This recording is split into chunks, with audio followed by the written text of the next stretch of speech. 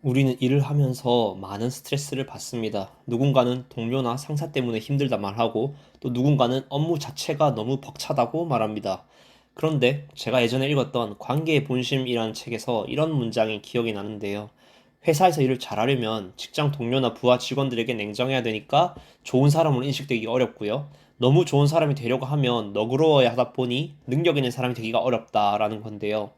이 말이 너무 공감이 되면서도 행복한 직장 생활이란 게 정말 있을 수 없는 걸까라는 생각에 좀 막막해지기도 하고요. 또 한편으로는 아닌데 분명히 일 잘하고 성격 좋은 사람이 있는데 그 사람들이 어떻게 했더라 라는 생각을 하게 되더라고요.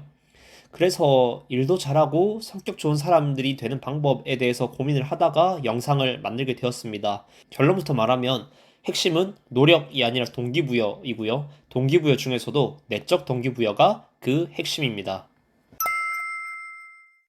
먼저 내적 동기부여의 힘을 가장 잘 활용한 사례를 하나 소개시켜 드리려고 하는데요. 1969년 7월에 인류는 처음으로 달에 발을 디뎠어요. 당시 기술력을 떠올려 보았을 때 그건 거의 기적에 가까웠어요. 왜냐면 아폴로 11호에 탑재된 컴퓨터가 지금 우리가 사용하는 전자 계산기보다 연상력도 낮고 인터넷은커녕 텔레비전조차 흑백이던 시절이니까요. 그런 시대에 인류가 지구를 벗어나 달이라는 전혀 다른 세계에 착륙을 한 건데요. 그래서 달 착륙은 혁신적인 도전의 대명사가 된 것이고, 영미권에서는 혁신적인 시도를 가리켜서 그 도전은 마치 달에 로켓을 쏘는 것과 같다라고 해서 문샷이라는 표현을 사용합니다. 반면에 미국보다 훨씬 먼저 우주 개발을 시도했고 기술적으로 앞서 있던 소련은 달에 가기 위해 4번이나 시도를 했지만 모두 다 실패를 하고 결국엔 프로젝트를 접었는데요. 이처럼 실현 가능성이 낮은 무모한 시도를 가리켜서 롱샷이라는 표현을 쓰기도 합니다. 그런데 여기서 의문점이 하나 남습니다. 왜 누군가의 도전은 문샷이 되고 누군가의 도전은 롱샷이 되는 거죠? 왜 남이 하면 용기인데 내가 하면 객기가 돼버리는 걸까요? 달 착륙은 당시 미국과 소련 모두가 추구했던 목표였어요. 그렇지만 같은 목표에도 불구하고 미국과 소련은 완전히 다른 동기부여로 움직였습니다. 이 차이를 심리학적으로 외적 동기와 내적 동기로 구분할 수가 있는데요. 외적 동기는 보상, 경쟁, 명예처럼 외부 요인에 의해서 행동이 유발되는 것이고, 내적 동기는 스스로 의미를 느끼고 그 자체에서 만족을 얻어서 움직이는 동기부여입니다. 외적 동기는 목표에 대한 집중력을 단기적으로 끌어올릴 수 있지만 그 지속성이 약합니다. 내적 동기는 단기적인 효과는 약할 수 있지만 그 지속성이 좋은 특징이 있는데요. 제가 중학교 1학년 중간고사를 앞두고 있을 때 어머니께서 이런 제안을 하셨습니다. 루크야, 너가 이번 시험에서 전교 10등 안에 들면 엄마가 핸드폰을 사줄게. 그런데 제가 전교 4등을 하고 말았어요. 그래서 핸드폰을 얻었죠. 문제는 그 다음 학기부터 등수는 두 자릿수가 되었고요. 졸업할 때까지 다시는 10등 안에 들어보지를 못했다는 겁니다. 핸드폰이라는 외적 보상 자체가 동기였기 때문에 그 동기부여가 지속될 수 없었던 것이에요. 단기 임팩트는 좋지만 지속성이 약한 거죠. 그런데 이 루크라는 친구는 고등학교에 진학을 해서 과학을 너무나 좋아했어요. 대학에 가서도 전공뿐만이 아니라 다른 책들을 읽으며 탐구하기를 즐겼습니다. 아무도 시키지 않았지만 대학원에 갔고 배터리를 연구를 하고 논문도 쓰고 있는 겁니다. 본인 스스로 느끼는 즐거움, 그 자체에 의미를 두기 때문에 그 일을 자발적으로 장기적으로 하게 되는 건데요. 이게 바로 내적 동기의 힘인 겁니다. 소련과 미국의 차이도 바로 이런 동기부여 방식의 차이가 있는데요. 소련은 달 착륙을 체제 우월성과 경쟁에서 승리하는 외적 동기 중심으로 설계를 했습니다. 우리가 먼저 달에 가야 한다. 미국보다 우위에 있어야 한다. 미국과의 경쟁에서 승리했을 때 얻는 명예라는 외부적 요인을 동기로 삼은 거예요. 반면 미국은 그와는 사뭇 다른 방식의 동기부여를 채택했습니다. 케네디 대통령이 이렇게 말했습니다. 이 일은 쉽기 때문에 하는 게 아니라 어렵기 때문에 하는 거다. 우리가 이 일을 인류 전체를 대표해서 해낼 것이다. 단지 국가의 명예나 우월성을 위한 경쟁이 아니라 인류 전체의 발전이라는 대의를 표방한 것입니다. 아폴로 프로젝트는 단순히 정부 주도의 프로젝트를 넘어서서 인류 전체를 위한 프로젝트가 된 것이죠. 여기서 의문이 들 수가 있습니다. 왜 경쟁은 무모한 도전이 되고 인류 전체를 위한 목표는 혁신적인 도전이 되는 거죠? 왜 경쟁은 롱샷이 되고 인류 전체를 위한 목표는 문샷이 되는 걸까요? 그 이유는 단순 감정을 넘어서서 우리가 진화해온 과정을 보면은 정확한 답이 나옵니다. 리처드 도킨스는 이기적 유전자에서 이렇게 말합니다. 우리는 각자 개체처럼 보일지언정 실제로는 우리 안에 유전자가 살아남기 위한 생존 기계에 불과하다. 그 유전자 입장에서 정말 중요한 것은 개체 하나하나의 생존이 아니라 유전자를 공유한 무리 전체의 생존과 번영이다. 왜냐면 내가 죽더라도 내 유전자를 가진 이웃이 살아남아 번식을 한다면 그것은 유전자 입장에서는 성공이기 때문입니다.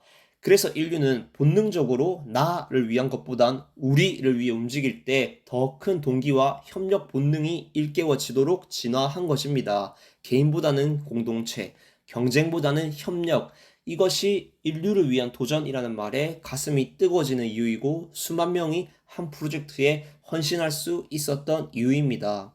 문샷이라는 것은 결국 우리가 가장 깊은 곳에 품고 있는 생존 전략을 자극하는 도전인 것이죠. 물리학적 관점에서 보더라도 이것은 꽤나 타당한 이야기입니다.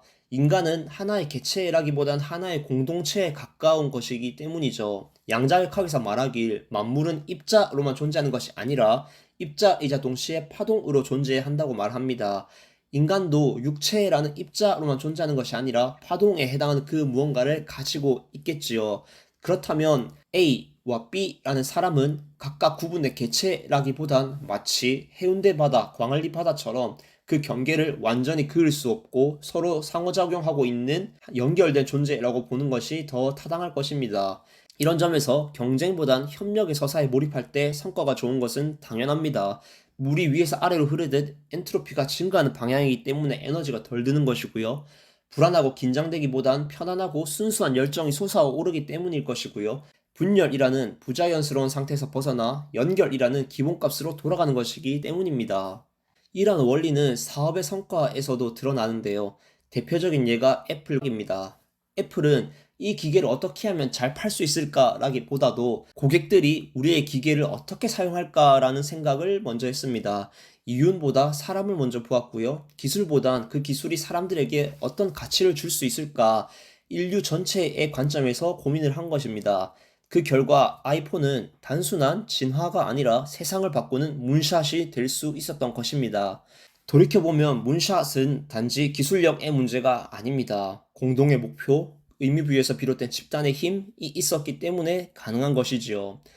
그리고 이런 접근법은 꼭 거대한 프로젝트가 아니더라도 여러분들이 하고 있는 직장 생활이나 작은 사업에도 충분히 적용될 수가 있습니다. 경쟁 상대가 아니라 목표를 바라보며 외적 동기부여 대신 내적 동기부여가 되잖아요. 그러면은 일단 스스로 일도 잘하고 성격 좋은 사람이 될 수가 있고요.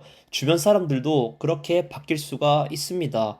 업무 요청을 할 때마다 야, 김사원, 이 보고서 언제까지 제출해? 라고 말하기보다도 이번 보고서는 우리 회사가 목표로 하고 있는 탄소 배출 제로를 위해 꼭 필요한 보고서니까 잘 부탁한다 라고 내적 동기부여를 자극하는 거죠.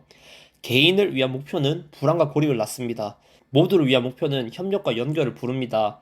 여러분들이 직면한 어려운 그 과제는 무모한 도전, 롱샷이 아니라 혁신적인 도전, 문샷이 될 수 있습니다. 일이 즐거워질 수가 있고요. 성과도 따라올 수 있는 것입니다.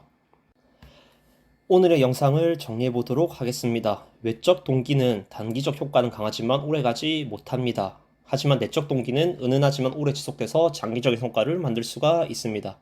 롱샷은 경쟁과 체제 우월 같은 외적 요인에 의존합니다. 하지만 문샷은 인류 전체를 위한 의미라는 내적 동기를 자극하여서 협력과 연결을 끌어냅니다. 단순한 업무 지시를 넘어서서 회사의 목표와 연결된 의미를 전달할 필요가 있습니다. 개인의 목표보다 모두의 목표를 강조할 때 갈등은 줄고 협력은 강화되기 때문입니다. 그렇게 할 때 무모한 도전도 문샷으로 바뀌어서 성과와 즐거움이 함께 찾아오게 되니까요. 오늘의 영상이 마음에 드셨다면 좋아요와 댓글 부탁드리고요. 지금까지 루크였습니다. 감사합니다.